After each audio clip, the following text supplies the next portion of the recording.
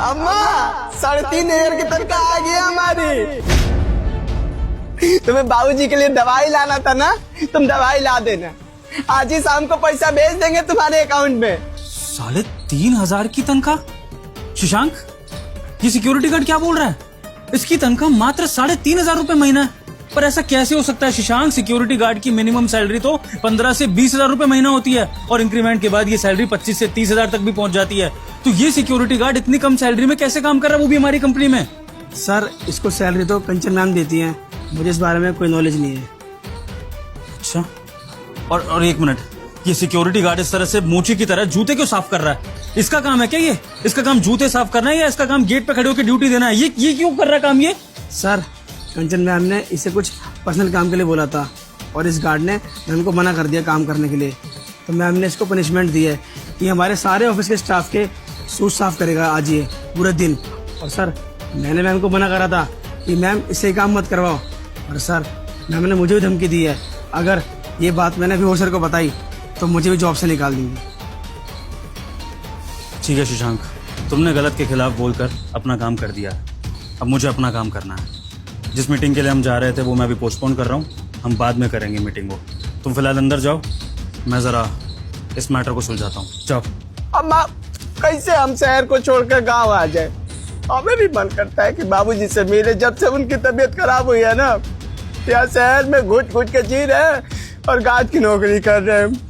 क्या करें अम्मा? अगर गांव आ जाएंगे तो पैसा कौन कमाएगा बताओ? दवाई कौन लाएगा? इसलिए ना कमाना तो पड़ेगा ना। तुम चिंता मत करो, बाबूजी ठीक हो जाएंगे ना तो हम गांव आएंगे। राहुल साहब, अम्मा हम बाद में बात करते हैं। नमस्ते साहब। किससे बात कर रहे थे राहुल?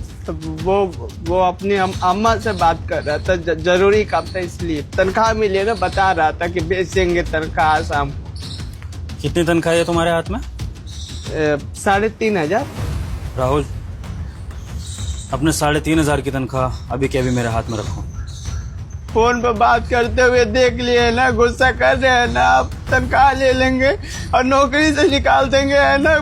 माफ कर दीजिए, गलती हो गई। हम पहले ही समझ गए थे आप गुस्सा करेंगे। गलती हो गई, अम्मा को भेजना है, बाबूजी की तबीयत खराब है, दवाई लानी है, माफ कर दीजिए। राहुल, अगर तुमने ये पैसे मेरे हाथ में नहीं रखे तो हो सकता है कि तुम्हें ये नौकरी छोड़नी पड़े। तो अगर तुम नौकरी करना चाहते हो, अपनी अम्मा का इलाज कराना चाहते हो, तो ये पैसे अभी के अभी मेरे हाथ में रख दो। हाँ, रखिए।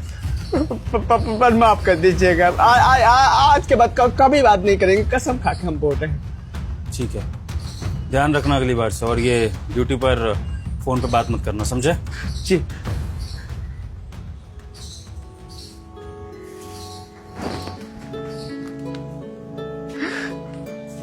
हेलो अम्मा, शाम को पैसा नहीं भेज पाएंगे। दवाई बाबूजी का आएगा, हम देखेंगे, कोई ना कोई इंतजाम करेंगे। वो क्या है ना, हम तुमसे बात कर रहे थे, साहब आएगा, गुस्से में पैसा लेके चले गए। नौकरी बच जाएगी अम्मा, रोने लगती हो तुम। देखते जाएंगे ना, पैर पकड़ लेंगे साहब का, माफ कर देंगे, बहुत अच्छे इंसान है। तुम एक काम करना, चाचा से पैसा नहीं दे रहे हैं, कोई बात नहीं, हम ही भेज देंगे। ठीक है, रखते हैं। ये भगवान। जी सर, आपने बुलाया? जी मिस कंचन, सारे स्टाफ की सैलरी दे दी गई है? जी सर, सबको सैलरी मिल गई है, वो भी टाइम से।